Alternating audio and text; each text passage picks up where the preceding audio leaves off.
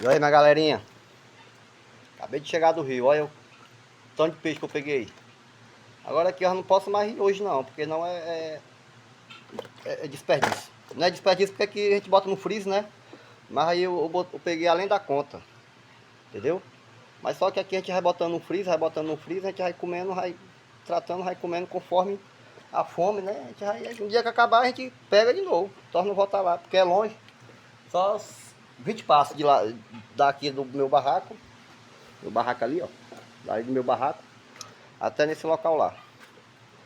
Diz aí se eu botar um litão de 50, um tambor de 50 litros lá, fala nos comentários aí como é que fica. Se vocês quiserem vir aqui também, ó, é aqui no Maranhão, no Chanchas, na Cachoeira do Chancha, entendeu? E nós vamos se divertir pegando peixe.